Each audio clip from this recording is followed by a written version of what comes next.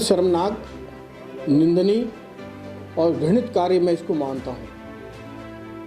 माँ भारती के राष्ट्र धर्म को तार तार करने का गणतंत्र, संविधान, कानून सभी को तार तार करने का काम इन राष्ट्रद्रोहियों ने किसान आंदोलन के नाम पर जो खालिस्तान का एजेंडा आगे किया है वह हिंदुस्तान नहीं सहेगा, हिंदुस्तानी नहीं सहेगा।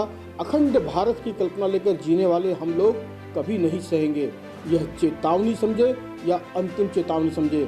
और दिल्ली पुलिस से मैं आग्रह करता हूं, कठोरतम से कठोरतम धाराओं में इन राष्ट्रद्रोहियों को बंद कर उन्हें दंडित करने का काम करें। वही बात दोहराना चाहता हूं और उन लोगों से सवाल पूछना चाहता हूं जो लोग इस आंदोलन के अगुवाई कर रहे थे, उनके मुंह बंद क्यों हैं? कहाँ है केजरीवाल, कहाँ है शरद पवार, कहाँ है मार्क्सवादी कम्युनिस्ट पार्टी के वो लोग, हन्नान मुल्ला, कहाँ है योगेंद्र यादव, प्रशांत भूषण, कहाँ हैं?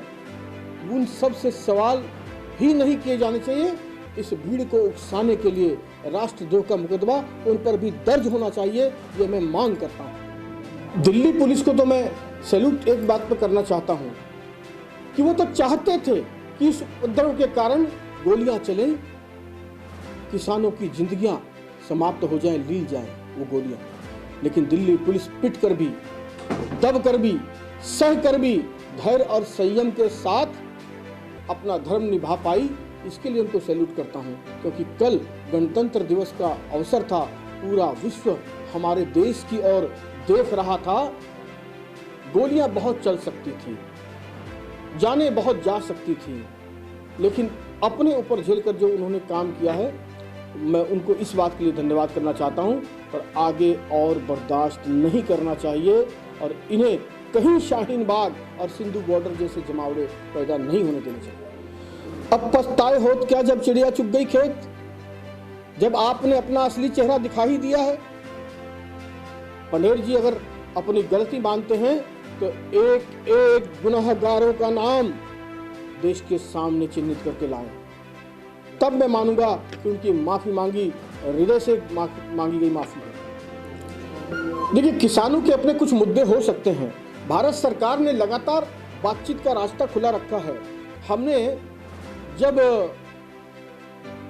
देश में टैक्स की परिणति की थी तो उस वक्त भी बहुत सारे संशोधन आए और हमने स्वीकार भी किए। लेकिन कृषि कानून में कुछ दिक्कत है, दूर करिए ना। किसने रोका है?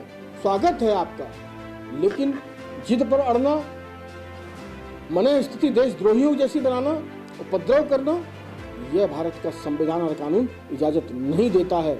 इसके लिए आपको माफी नहीं मिलनी चाहिए। भाई देखिए ना, आप कांग्रेस का ऑफिशियल ट्वीट खोलिए। आपको कल जब पुलिस आंसू गैस छोड़ रही थी, उसके फोटो कैप्चर करके उन्होंने भड़काने का काम किया, उसी वक्त ट्वीट करके। आप कांग्रेस के ट्विटर हैंडल को देखिए, आपको साफ साफ नजर आएगा कि कांग्रेस भड़काने का काम कर रही थी या उपद्रव को शांत करने का। मैं आपके चैनल के माध्यम से पूछ रहा हूँ, माननीय शरद पवार जी महाराष्ट्र में सबसे पहले कॉर्पोरेट फार्मिंग का बिल लेकर के आए, आपके मुंह से आवाज निकलते हुए शोभा नहीं दे रही। मैं केरल की सरकार से पूछना चाहता हूँ, जहाँ कम्युनिस्ट भी हैं और जहाँ कांग्रेस भी हैं, उन्होंने सबसे पहले उस कानून को लागू करने की बात की। आप किस मुंह से बात कर रहे हैं? केजरीवाल दिल्ली के मुख्यमंत्री 23 नवंबर को इस बिल को पास करते हैं विधानसभा में और उसके बाद अपनी ही विधानसभा में उसको फाड़ने का नाटक करते हैं। आप किस मुंह से बात कर रहे हैं?